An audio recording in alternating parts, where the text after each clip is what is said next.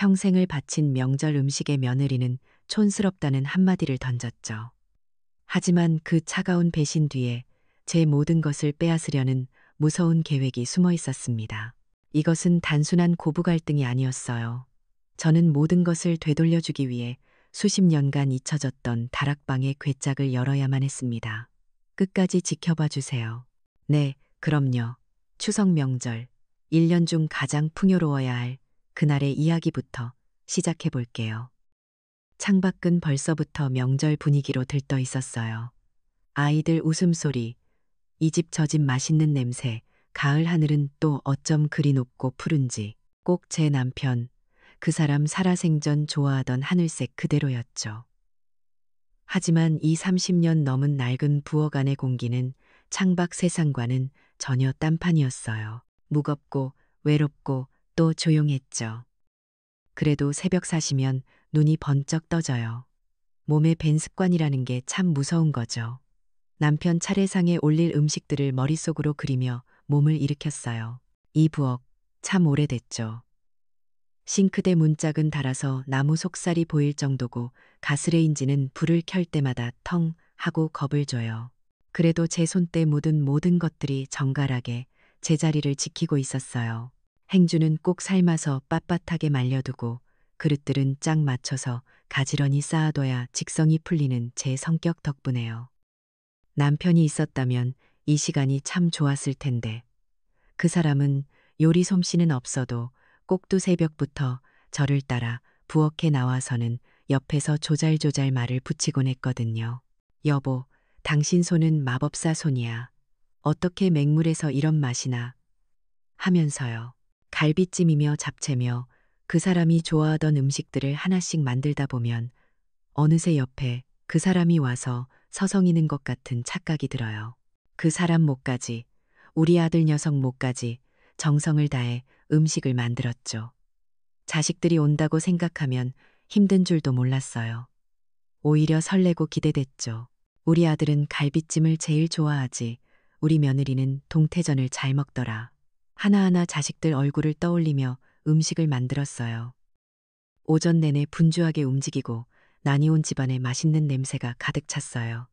이제 정말 오기만 하면 되는데 창밖을 내다보고 현관 쪽을 쳐다보고 자꾸만 시계를 확인하게 되더라고요. 약속한 시간이 한참 지나서야 초인종이 울렸어요.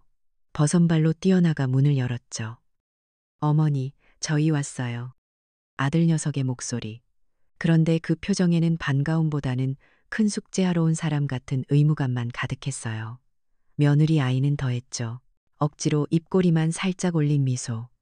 그 아이 손에 들린 과일 바구니가 어찌나 형식적으로 보이던지. 그래도 저는 애써 웃으며 아이들을 맞았어요. 어서 오너라. 길이 많이 막혔지? 힘들었겠다. 하지만 아이들은 제 말에 건성으로 대답할 뿐이었어요. 아들은 소파에 드러눕기 바빴고 며느리는 거실을 슥 훑어보더니 인상을 찌푸렸죠. 차례를 지내고 상을 차려 마주 앉았을 때 결국 일이 터지고 말았어요. 며느리 아이가 제가 정성껏 만든 음식들을 보더니 젓가락을 들 생각도 않고 그러는 거예요. 어머니, 죄송한데 요즘 누가 이렇게 촌스러운 음식을 먹어요? 명절 음식도 좀 세련되게 인스타에 올릴 만한 예쁜 걸로 좀 하시지. 그 순간 심장이 쿵하고 내려앉는 것 같았어요. 촌스럽다는 그 한마디가 비수처럼 가슴에 밝혔죠. 제가 밤새 잠도 못 자고 온 정성을 쏟아 만든 음식들이 한순간에 볼품없는 것이 되어버렸어요. 아들 녀석 쪽을 쳐다봤어요. 제발, 아니다. 우리 엄마 음식이 최고다. 한마디만 해주길 바랐죠. 하지만 아들은 그저 아내와 제 눈치를 번갈아 볼 뿐 아무 말도 하지 않았어요. 그 침묵이 며느리의 말보다 더 아프게 저를 찔렀죠. 식사 시간은 고문이었어요. 며느리는 제 앞에 앉아서도 저를 쳐다보지 않았어요. 그저 스마트폰 화면만 들여다보며 연신 손가락을 움직일 뿐이었죠. 마치 저는 그 자리에 없는 사람, 투명 인간이 된 것 같았어요. 음식이 입으로 들어가는지 코로 들어가는지 모를 정도로요. 그렇게 불편한 시간이 흐르고 아이들은 밥만 먹고 서둘러 일어섰어요. 차가 막히기 전에 가봐야 한다는 핑계를 대면서요. 텅 빈 집, 그리고 음식 냄새만 남은 거실에 홀로 서 있는데 눈물이 핑 돌더라고요.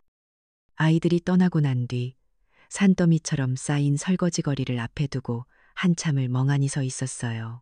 그릇 하나하나를 닦는데 자꾸만 눈물이 흘러서 뜨거운 물에 섞여 들어갔어요. 꾸역꾸역 설거지를 마치고 방으로 들어와 낡은 서랍을 열었어요. 그 안에는 제 젊은 시절부터 함께 해온 낡은 일기장이 있었죠. 저는 펜을 들어 오늘 있었던 일을 한자 한자 눌렀었어요. 새벽의 설렘, 아들을 기다리던 마음, 그리고 며느리가 내뱉었던 그 차가운 말, 한마디까지 촌스럽다. 그 단어를 종이 위에 새기는데 또다시 눈물이 번져 글씨가 흐려졌어요. 모든 것을 기록하는 것, 그것만이 이 지독한 서름 속에서 제가 할 수 있는 유일한 일이었어요.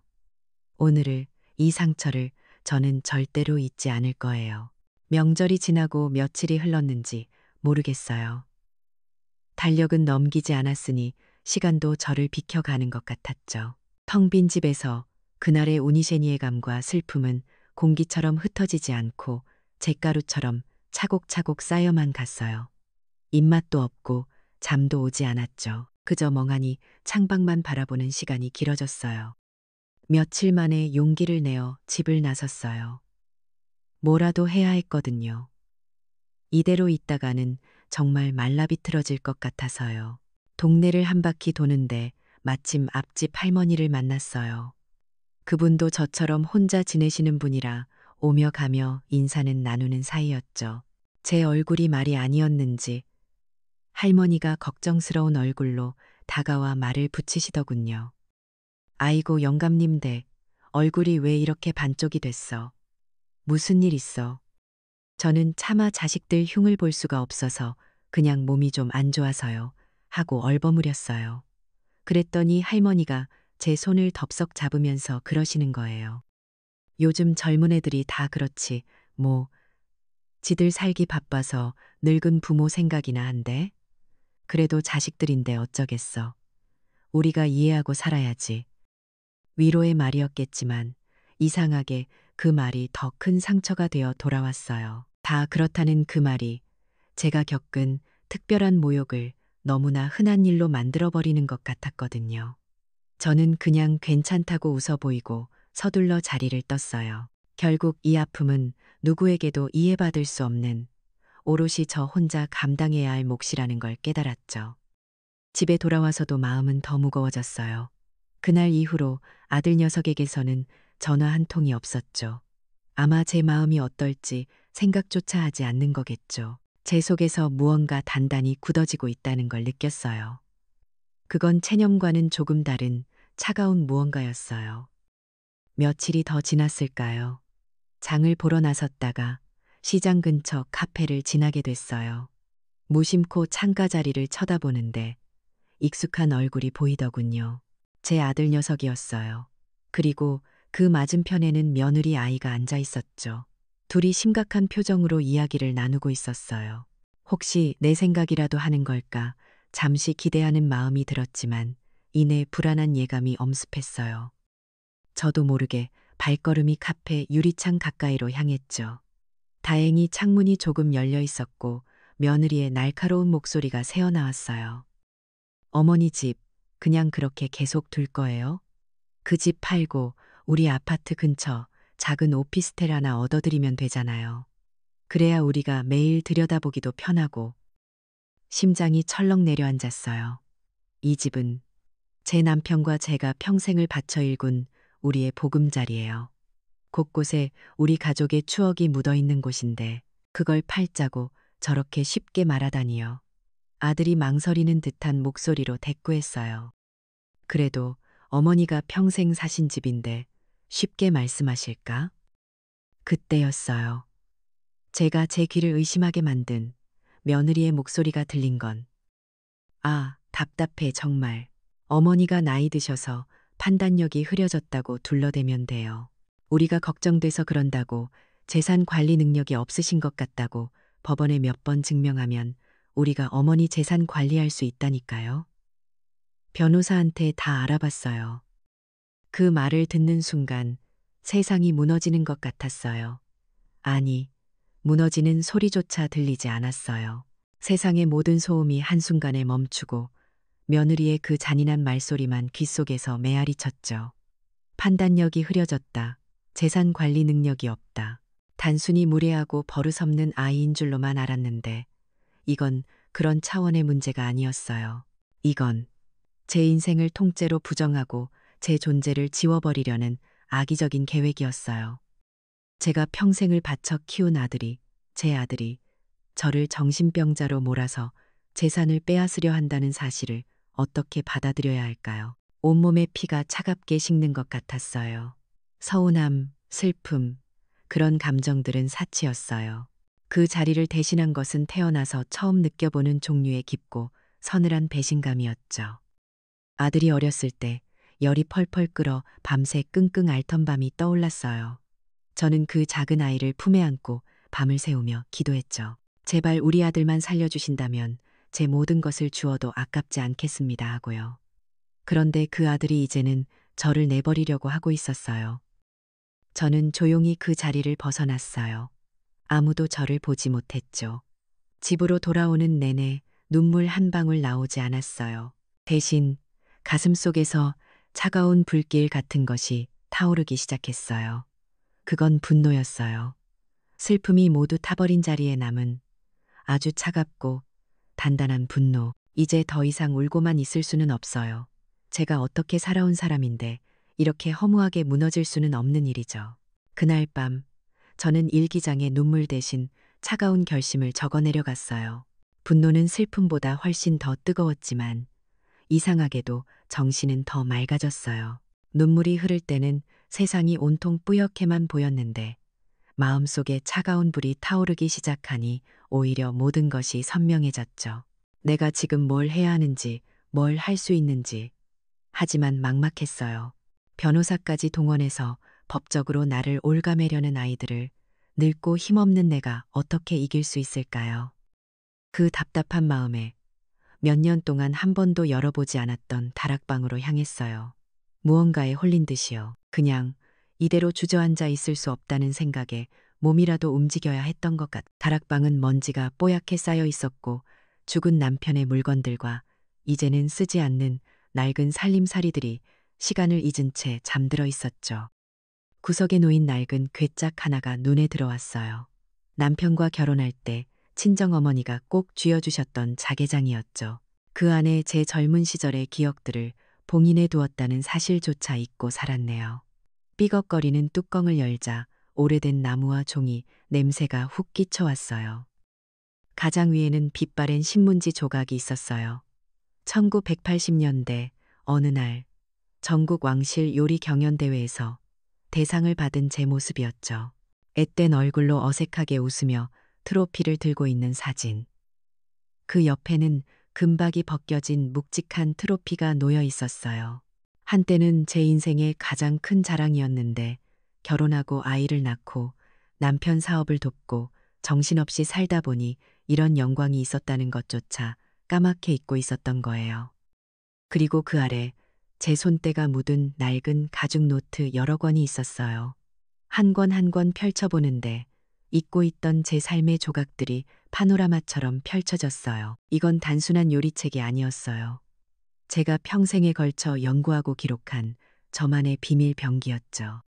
어떤 나물은 어떤 장에 묻혀야 향이 극대화되는지, 육수를 낼 때 넣는 재료의 순서가 맛에 어떤 영향을 미치는지, 콩을 발효시킬 때 온도와 습도가 단맛과 짠맛을 어떻게 좌우하는지, 심지어는 식재료의 원가와 음식을 만들 때의 시간 계산, 남은 재료를 활용하는 방법까지 남편의 사업을 도우며 어깨너머로 배운 회계 지식이 저도 모르게 요리에도 적용되었던 거예요.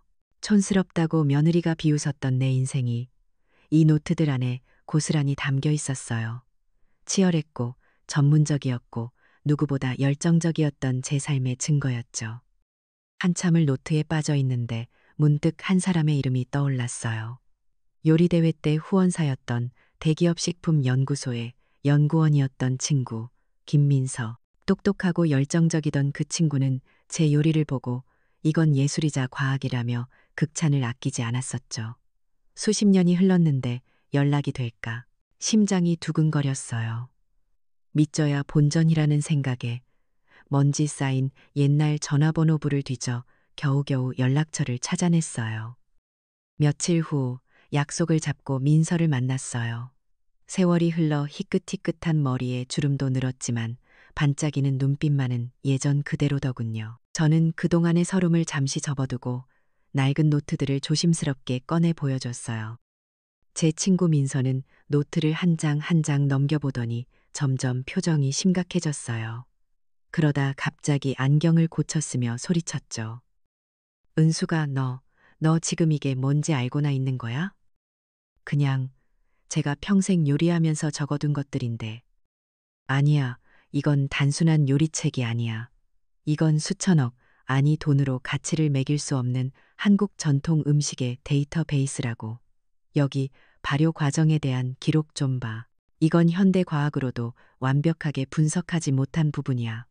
이걸 체계적으로 정리해 놓다니 이건 기적이야. 친구는 흥분해서 어쩔 줄을 몰라 했어요. 그 모습을 보니 저도 제 노트가 달리 보이기 시작했죠. 그저 낡은 기록이라고만 생각했는데 이게 그렇게 대단한 것이었다니.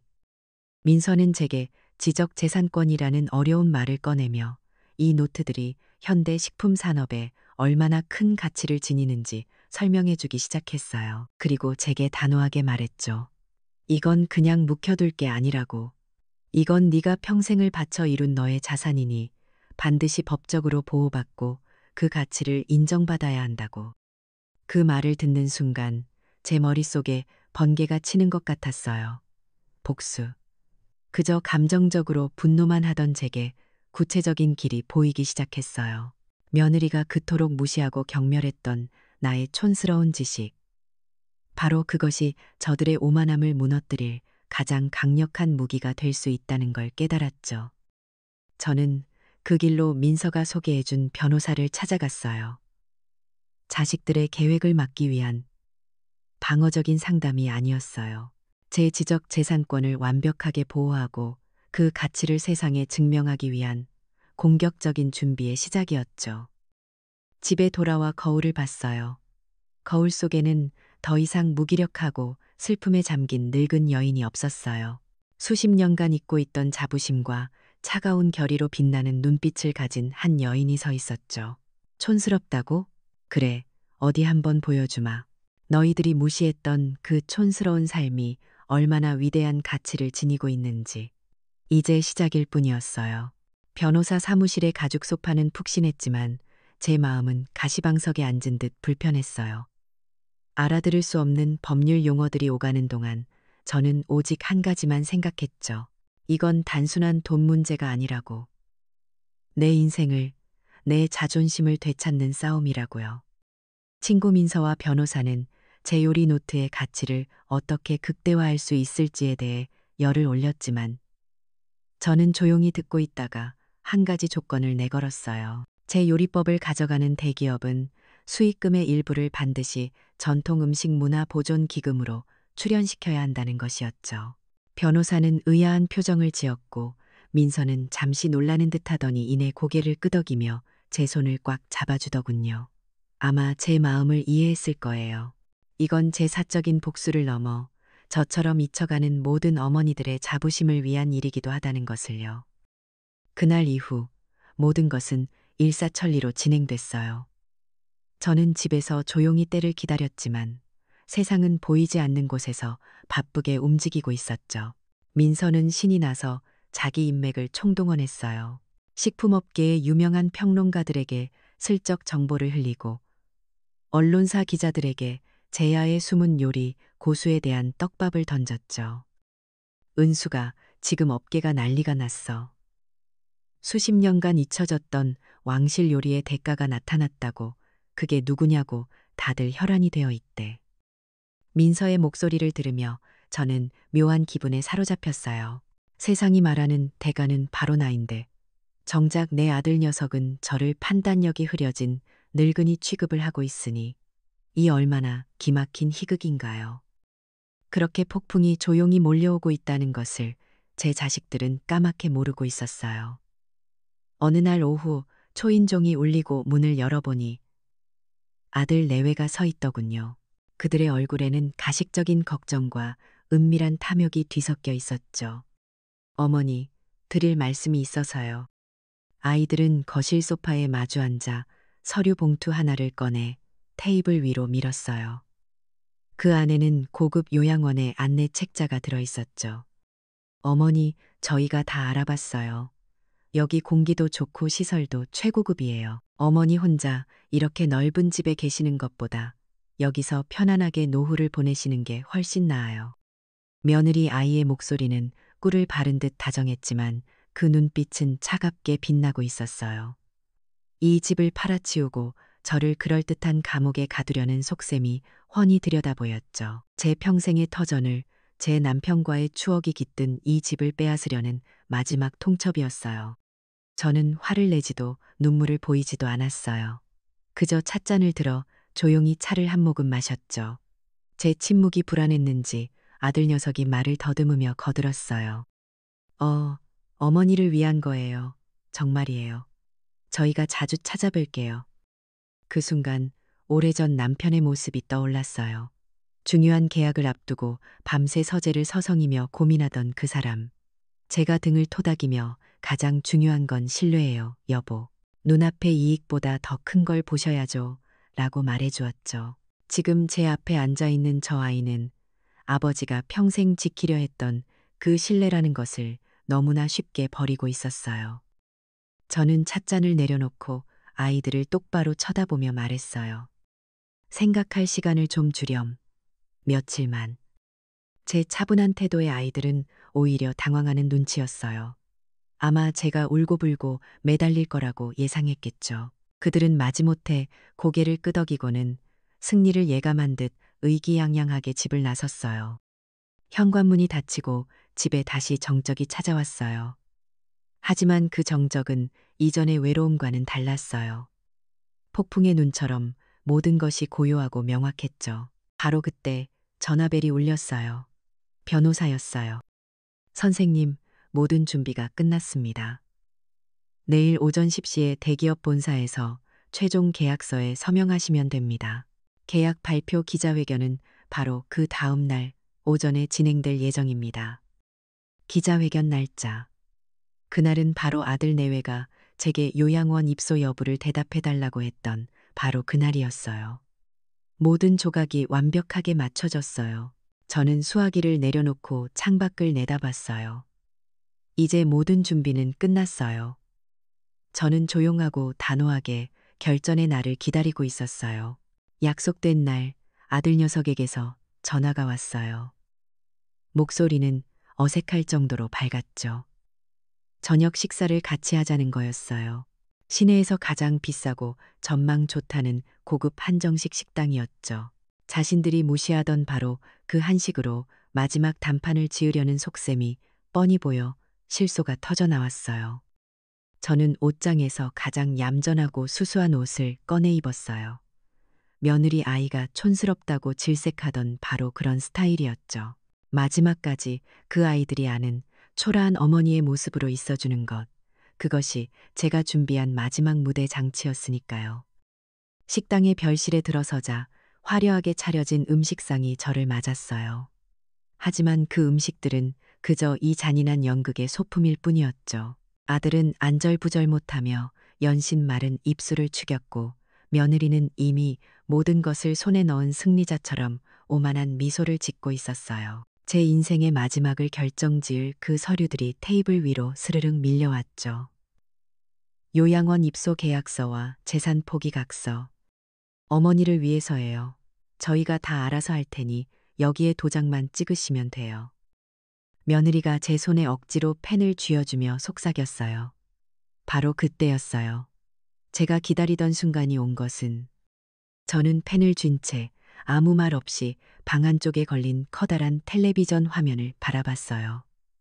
마침 저녁 종합 뉴스가 시작되고 있었죠. 평화로운 뉴스 화면 위로 갑자기 긴급 속보라는 붉은 자막이 떠올랐어요.